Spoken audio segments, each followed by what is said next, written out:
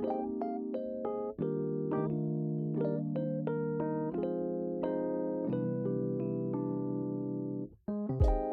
morning and welcome to session 399 of Morning Journal.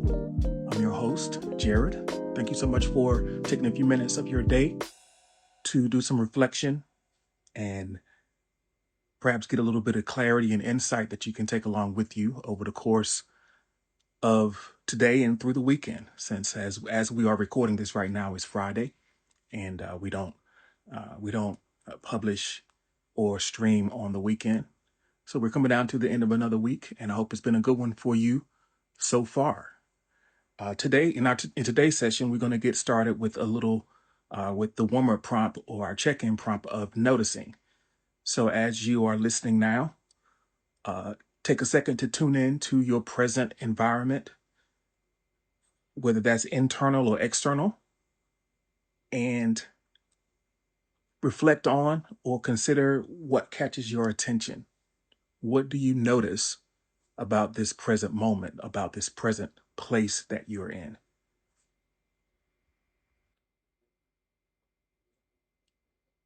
So in the live chat, we have a response that says, right now, I notice the bed feels like a hug. The bed feels like a hug. Well, it's great to have a really comfortable place to lay your head.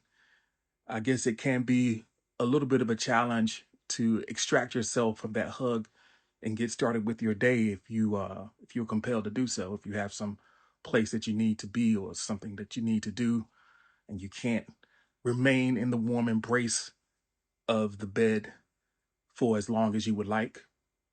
But again, I guess it's a point of gratitude to know that you do have a place that you can rest comfortably. And I guess with that, I guess it's probably about time to get up. I think maybe we notice that the bed feels like a hug the most right before we have to leave it. So I guess at this moment right now, I'm noticing um, more. My noticing thing is an internal experience. Um, I notice a little bit of positive stress. You know that you are in a situation that that you can grow from when you experience that pressure, that resistance, that stress. It's the same thing that you do when you exercise. That stress facilitates growth.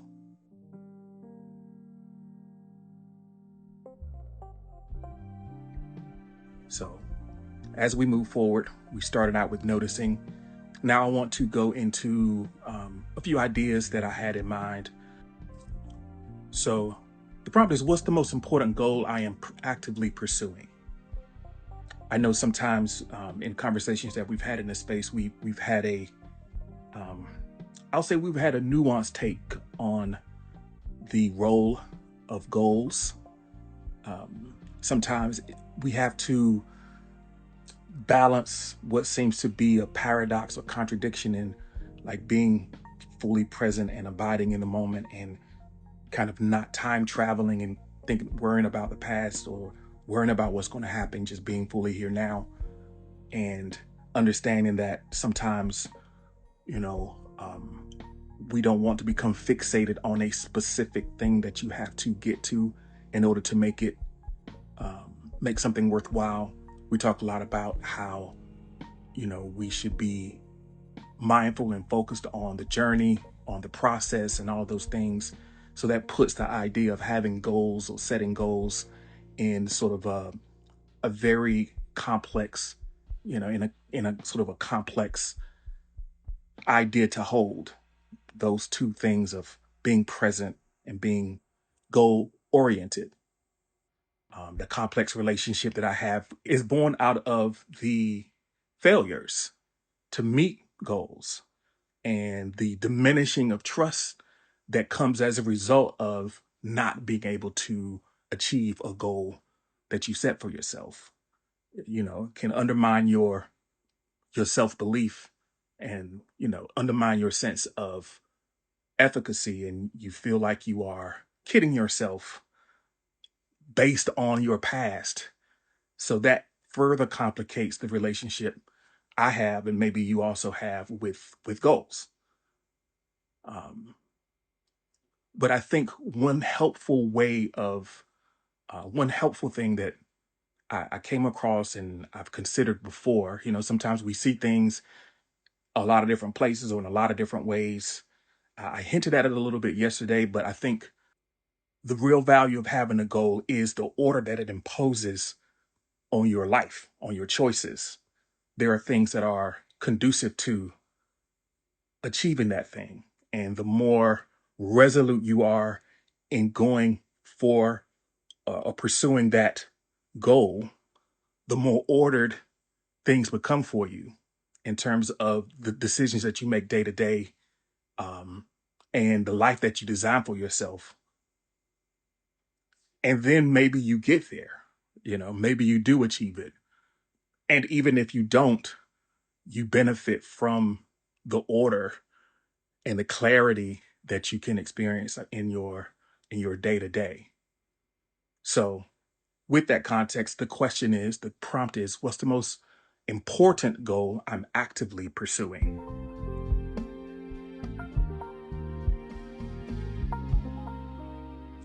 So for Team Mizzle, the goal is changing careers to something that you are more interested in. A lot of the hours that you have every day are devoted to either preparing for or engaging in an occupation to sustain yourself. That's definitely an important thing. It's a complicated thing. And I'm pretty sure it's also a kind of nerve wracking thing trying to make that transition. So, the most important thing for Mez is sticking with my degree in illustration. I'm in my last year. All right. Stay in the course. There are a lot of opportunities to fall by the wayside in a long term pursuit like that. Um, it's no wonder that, a lot of people start along that path and life intervenes in any number of ways to take you off that path. So that's a strong and important goal that can have a lot of gravity in your life if you are committed to it. So these things, what these goals do for us, um, we talked about what these goals can do for us in terms of helping us to get clarity and some sort of sense of order in how our days should look given what we are trying to do. So we want to get really concrete. So let's think about what's the most important thing you could do in service of this goal. A lot of times when you have a major goal in place, there seems to be uh, an infinite list of things that that have to be done in order for you to achieve what you are trying to achieve. Um, and a lot of times we're just holding that list in our head.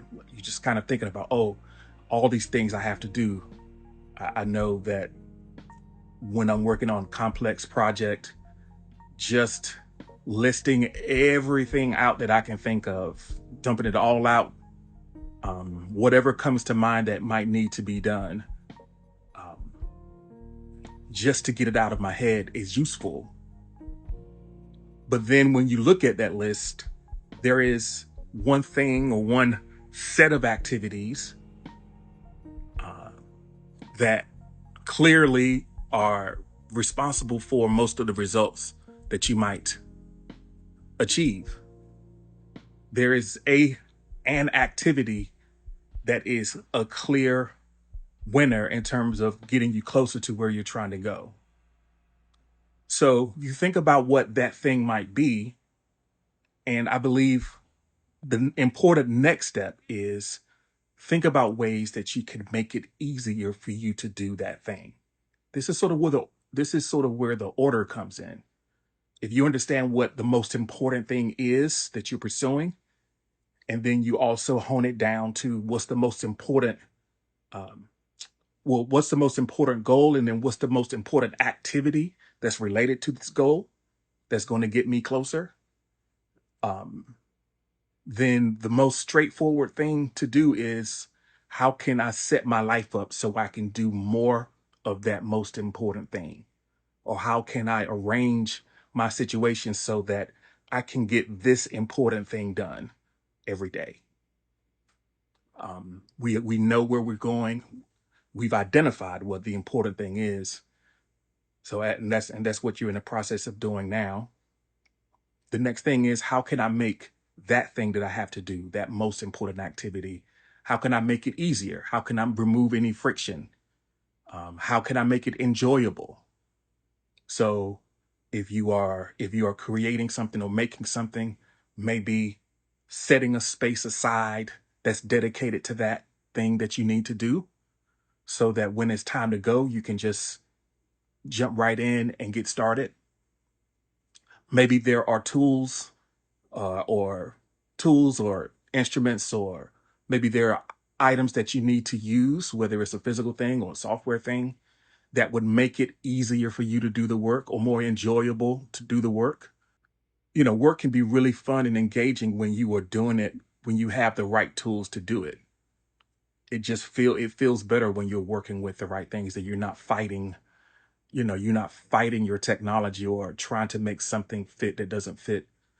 If a thing matters, then that's an opportunity or for you to think, okay, maybe I want to invest in this so that I can do it the right way. Maybe I want to be comfortable so that I can spend the time necessary to do it. How can I make it more pleasant? How can I make it easier to start? Whatever you can do to get the obstacles out of the way so that you can get into and enjoy doing the most important things. How can you make it less of a burden? So we got a response in the chat here. Eliminate distractions and network with other serious artists. So Mez is working on an illustration degree. We got some distractions that we need to eliminate, and then maybe do some networking, because networking with serious artists, the people that you surround yourself with and spend time with, have a huge impact on what you, um, well, they have a huge impact on you, and they have a huge impact the, um, on your creative practice. Community is really important for your growth. So the important thing to do in service of T Mizzle's goal is to learn as much as possible. As you're going into a new career, you want to be as knowledgeable as possible, and as recognizing that a lot of times you can get a lot of the knowledge, but you also have to keep in mind that the development of the skills that are associated with doing the job are things that you will, a lot of which you will have to kind of learn along the way, and be comfortable with the fact of, okay, I know I have a lot of things to learn, and a lot of the stuff I'm going to learn, I won't be able to learn until I actually get in there and get my hands on it. So having that mindset of, okay, I know I understand it, but I know I need to practice, and keep that learner's eager mindset. I think no matter where you go, if you come into a new situation as prepared as you can be, and also as open for learning and feedback as you need to be to figure out what's going on, then that's the attitude, and that's the sort of the mindset that will rally people to your side to help you grow. Because the thing about people who are really knowledgeable and skilled in things is they tend to be generous with people who are serious. So it is not so much about what you know or how good you are coming in. If you are serious and it is clear that you are trying and giving your best effort, then people tend to be generous. So don't be afraid to be that beginner, and really embrace that.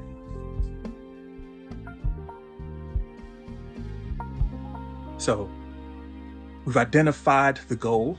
We've identified what we can do that's in service to this goal. And then the final prompt in this set is as follows. What am I doing instead of the most important thing? If we thought about the goal and to come up with what the most important thing is, we probably have a list of other things that were also relevant to advancing the goal. Um, but some things are just purely diversions. Some things are busy work that it's just for show, but it's really not moving the needle. Sometimes we'll choose to do an easy activity that is somehow related to the goal, but deep down we know that it's not moving things forward. So think about what those types of activities are. So you can ask a question, what am I doing instead of that most important thing? And for those things, we want to put up some barriers, make it more difficult to do the things, remove some of the convenience to doing the things that are not what you're trying to do. So if there is a if there is a particularly distracting app on your phone, maybe at least take it off your home screen as a first step. Maybe silence the notifications for that specific app, or maybe use it just on desktop. You know, sometimes it can be as simple as creating that. I know some things that people do, rather than they keep everything, but they don't stay logged in. So every time you need to use it, you got to go log in.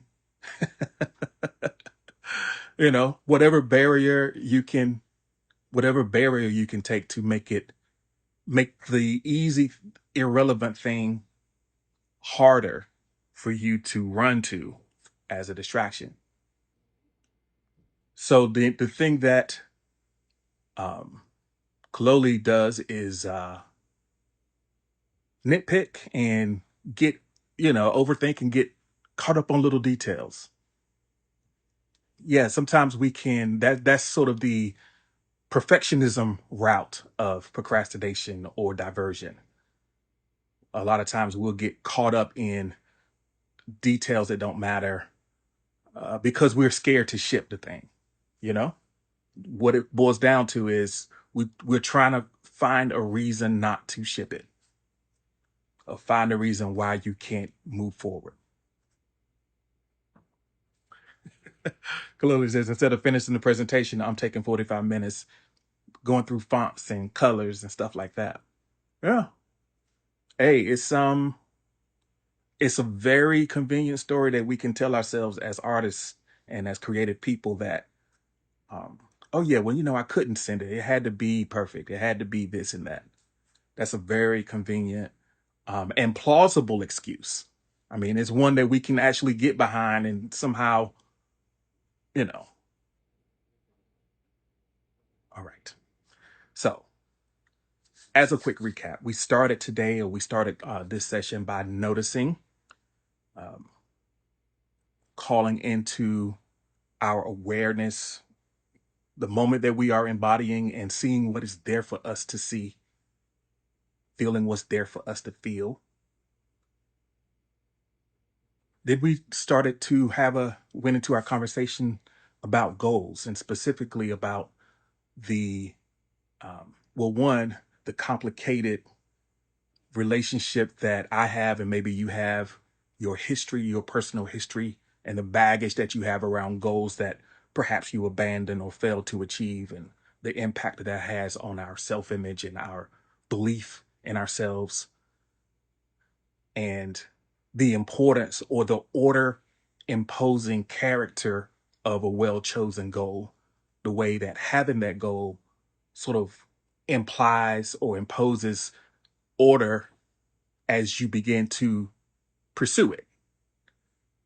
And the prompts were sort of the clarifying, ordering questions to give you some guidelines on maybe how to, um, will give you some personal guidelines about how to move forward in your day in light of what it is, the important thing that you're trying to do in light of that. So what's the most important goal I'm actively pursuing? It's the first prompt. what is the most important thing that I can do, and do, like, consider it for today even. What's the most important thing I can do today in service of that goal? Now, what am I doing instead of that thing? How can I make the important thing easier, more enjoyable? And how can I make the unimportant things, how can I put some friction, create some barriers to make it a little less convenient just to fall into those traps? So that's the conversation, session 399. We're glad that you've made it with us thus far, and I hope that you have a wonderful weekend. Take care.